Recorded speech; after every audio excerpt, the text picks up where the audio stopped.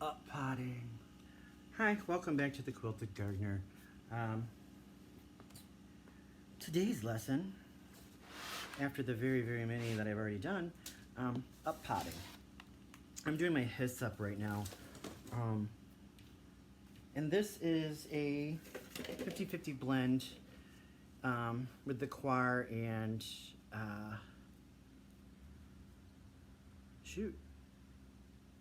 Pro Mix. I had started. Yeah, I'm not gonna do that. It's too much of a pain in the butt.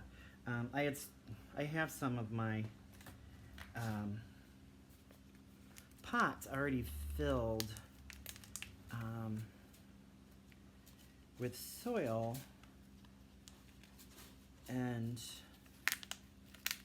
it's a little tight because that's seed starting. So, you know, you squeeze your plant out of this little Doomahicket, your plug. I don't generally dump that extra dirt into my potting soil that I'm using, my potting soil mix.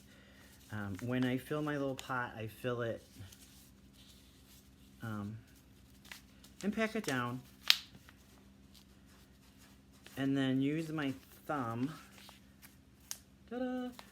Yes, this says cabbage on it, but I'm doing hyssops. And I just kind of make a nice little hole in there that's compact.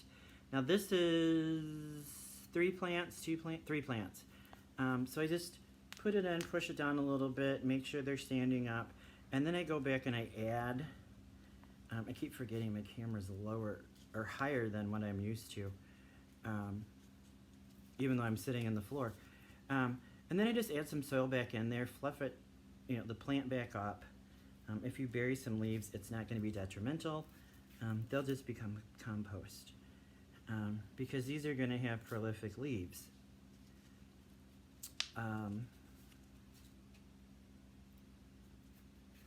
You know, don't bury a ton of them, but it's okay if you bury a few. Especially with tomatoes. Tomatoes are just, you know, they're hairy, and all those little hairs are actually roots. So, got myself boxed in a little bit over here. I'm going to turn myself because my container that I'm putting these in is behind me.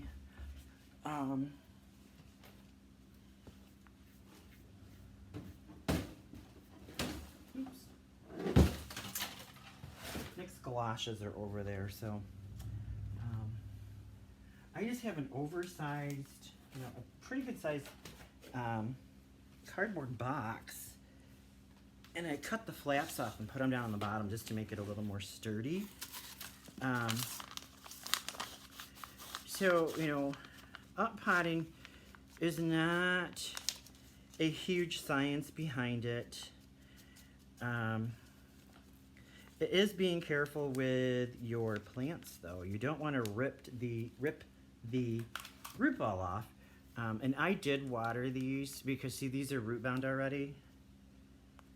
I watered these to make it a little easier to get out. And you're probably saying, how come you're not, you know, breaking those up? Because I don't want them broke up.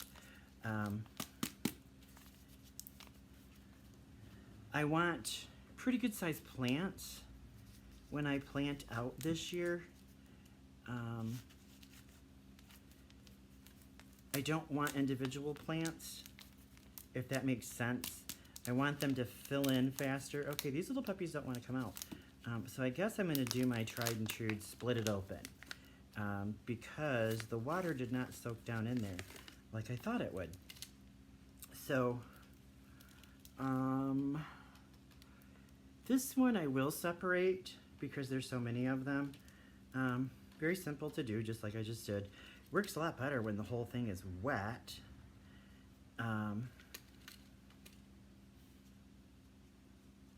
I'm thinking one of the cats just used the outhouse. Phew, because I'm sitting right next to it. Yeah, those were way drier than I expected because I just watered yesterday. So that one I did just, you know, I did split because they were, get out of my box, dude. I wondered what you were doing. Say hello. It's Henry. I just got you dirty, dude. I couldn't figure out what that noise was. Duh. The king of boxes.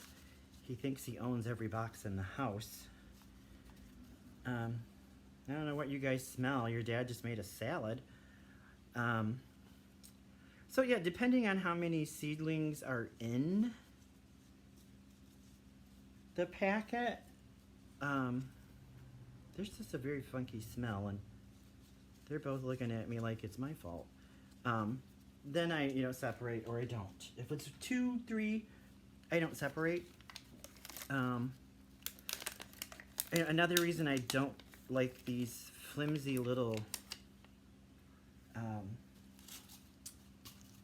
seed start packs is you can't effectively push your plants out and not damage them.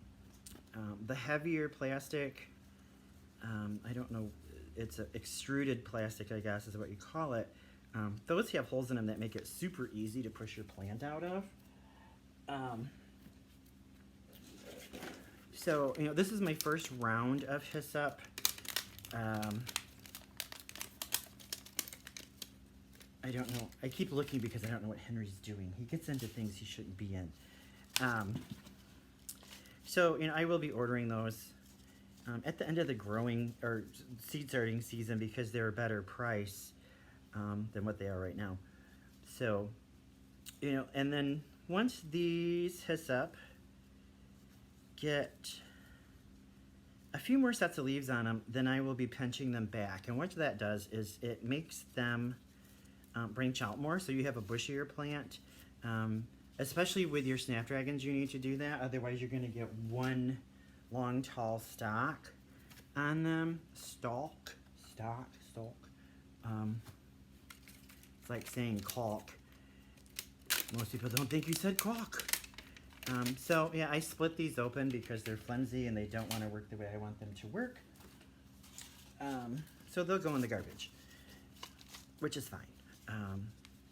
I do have some 4-inch square pots, but I don't want to go back out to the greenhouse and get them because it's snowing quite hard outside. And when you're up potting, you want to keep your soil level below whatever vessel you're using, be it a cup, small pot, whatever. And you want to make sure your plant is upright, not laying over. There are some people that say tomatoes do better by planting them on their side at a 45. I don't know. I've never heard of that until this year. That was a new one on me. My dad never did it. I don't know how that ended up in there. My grandma never did it, so I've never done it, and I don't plan on starting to do it now. So I make sure my plants are upright.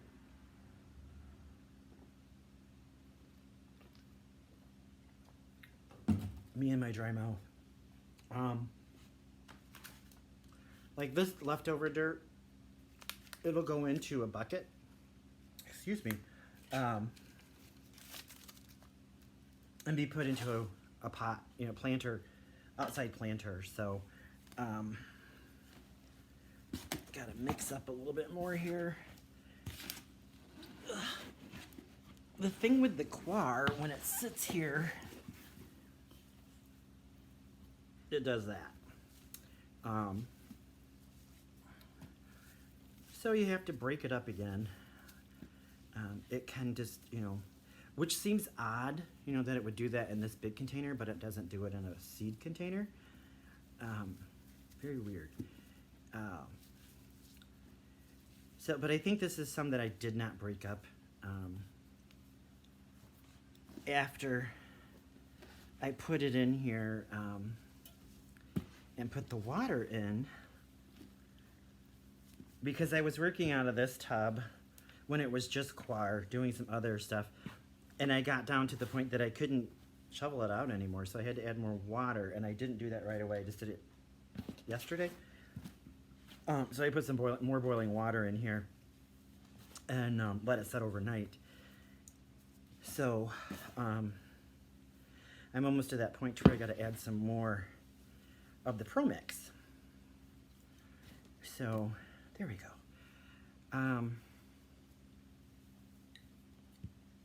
I actually lost my train of thought. Oh, so yeah, I mean, this was plain coir before, because I was starting, you know, mostly vegetables. But like my cruciferous, you know, brassicas, things like that, I do also a 50-50 blend. And make sure that it's very, very, very moist for when I'm up potting. Even though I can top water after I've up potted, I like to wait a couple of days so that the dirt itself is settled and it doesn't compact down in there. I mean, I do pack when I up pot the first amount that I put in of dirt.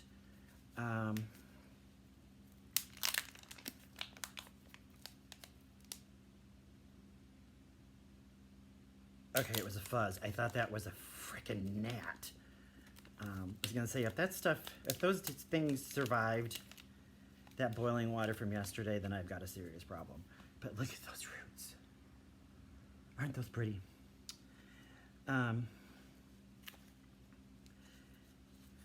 Because you don't want your dirt to compact, is what I was saying.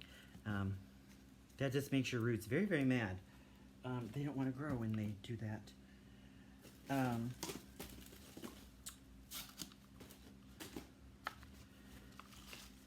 So, I mean, this is probably going to be a long video. I may edit it out. I may not even put it up.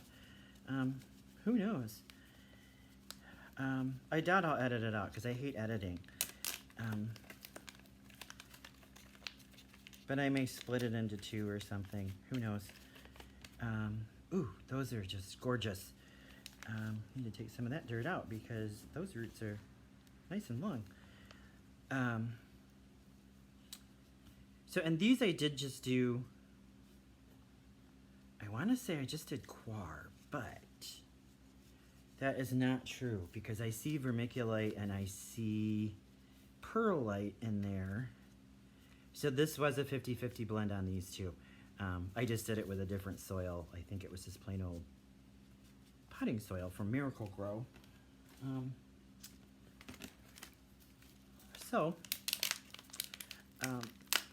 Which gave me really good roots. Fortunately, which is what I need. These plants will get up potted. I had a garbage box somewhere. That is not it. But I guess I can just use a bag, right? What they're for. Put this off to the side. I lost my train of thought again. Oh, because these will get up potted again.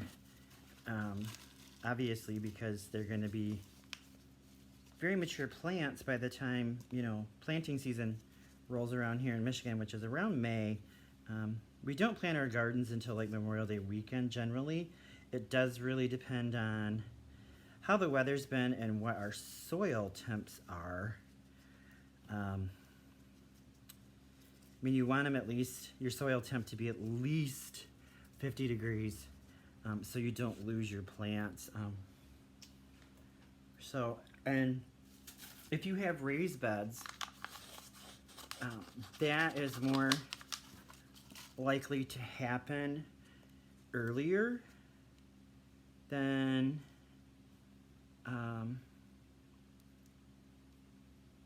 sorry, I gotta get my plant here in order because it just splayed out on me. The raised beds get warmer faster, the dirt warms up better, and you can plant earlier in them, especially if you have frost barriers to go over the top of them, which I think is a good idea to have no matter what, because they also can be used for to repel insects like the whitefly, the cabbage moth, the things that you just don't want in your garden because they eat everything down to a skeleton. Cabbage moths last year were the bane of my existence. So everything will stay underneath a frost, I call it a frost tent. It's just like sheer material, basically. I wouldn't use a sheet to leave on like I'm planning to, because the rain will get too heavy on it and it'll damage your plants. You don't want to do that.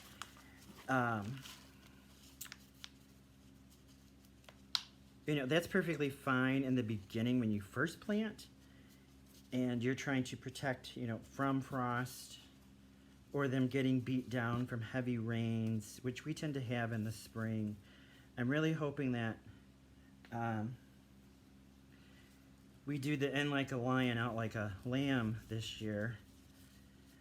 But who knows with this crazy weather. But the frost covers will work to keep the bugs away that you don't want. And they can stay on and they protect your plant throughout the growing season. So mine are gonna stay on this year because I lost all of my cabbage, my broccoli, my kale, to cabbage moths last year. So I had a few little, you know, broccolinis. That was about it. Didn't have any kale. Oddly enough, it didn't do anything to my lettuce, my turnips, my collards, or anything like that. So that was strange. But those will be staying on this year. I think I have 25-foot ones. Even though our beds aren't that long, that those things will be going into. They can be cut, and you don't have to buy the little wire hoops that are ridiculously expensive. You can, I call it the clothesline method, put a 2x2 or 1x1, whatever I use deck spindles, the cheapy ones, and put one on each end, run a string through the middle, and then lay your cloth over it, and then you just put some weight on the cloth to hold it in place. Make sure you tie off your ends so that the caterpillar laying moth doesn't get in there. And that's it. There's no sense in, you know, unless you're going to be growing professionally to sell, there's no sense in spending tons and tons of money when you can DIY it yourself. Oops. In my other video, I was talking about the vessels to start seeds in. And you know, some of those seed starter pack thingamajigs are ridiculously expensive. You don't need to buy a growing mat, you know, the heat mat. Use the top of your refrigerator. It's perfectly fine. I actually had mine setting on top of the deep freeze, my peppers. And man, those things germinated super fast by doing that. So I do recommend it, you know, for your peppers, because they're the hardest things to get to germinate and get going good. Otherwise, you're just going to have some scrawny little plants when it's time to plant. Last year, I ended up buying pepper plants from the nursery because mine just did not do well. They looked like this all the way until I got mad and threw them away. It's like, why am I wasting water on these? So I just dumped them out into the bed that was around the greenhouse at the time, the old greenhouse. Because it was my first year starting peppers and I really didn't know what to do with them. So now I do. They need lots of heat and warmth. Well, not heat, but warmth. The soil needs to stay warm and moist for them. And by moist, I don't mean dripping wet. I mean moist, damp, until they actually get a good root base on them and a couple sets of leaves. You know, not right now. Mine are at their first true set is starting now. You know, and normally it takes like 3 or 4 weeks for peppers to even germinate, and mine are like this tall already, and I planted them on the 10th of February. So, and that's my hot peppers. My sweet peppers, they're still struggling to get out. So we'll see what happens with those, because I don't think my Yum Yums, which are what I really like, that's the miniature bell peppers, are really going to do anything this year. So I may have to start them again. We'll see.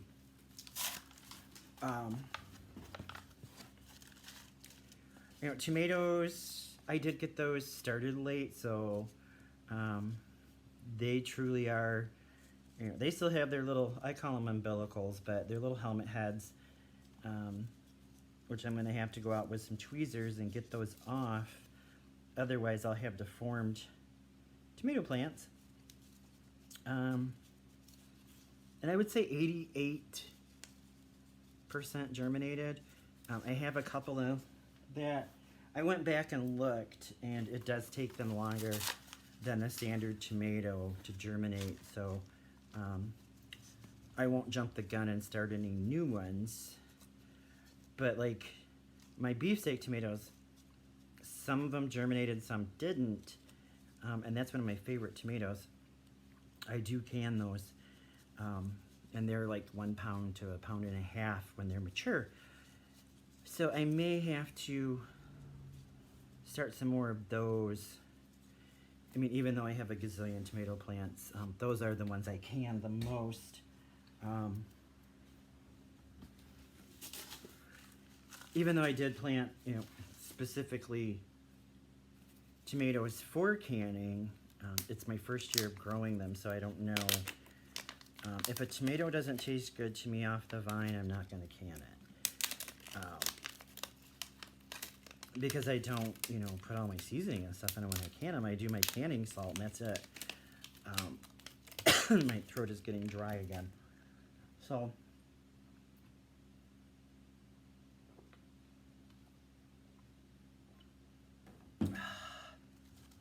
mango water, soda stream. I got some likenage on that one.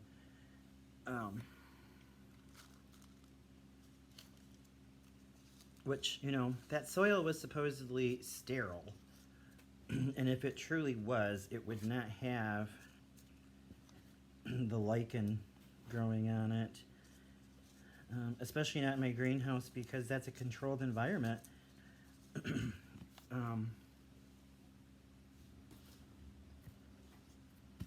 I guess I could have put 2 together with that one plant there, but it is what it is.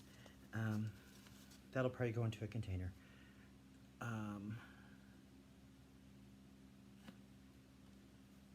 Apparently I lost a plant and didn't know it. It was all dried up. So, you know, when you're transplanting, you're potting up your flowers, you don't have to be super careful with them, other than, you know, not breaking them. Like you do with tomatoes. You know, tomatoes, you don't want to touch the roots. They don't like that.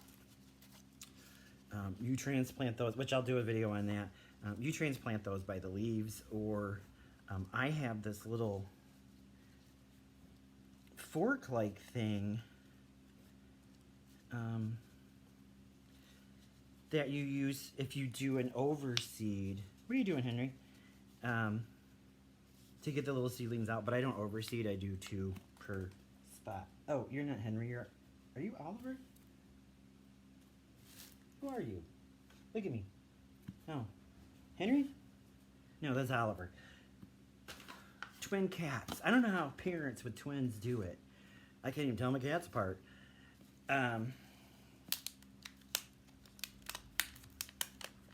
He's usually not the one into things. That's Oliver. Oops, that one didn't want to come out. So, yeah, when I get ready to do tomatoes, I'll show you how I do it. Some people just do the overcast seeding into a, you know, flat, and then they pull the individual tomatoes out with a fork or a spoon or something like that. And then plant them back into whatever vessel they're going to put them in. And I don't do that. I do these thingies.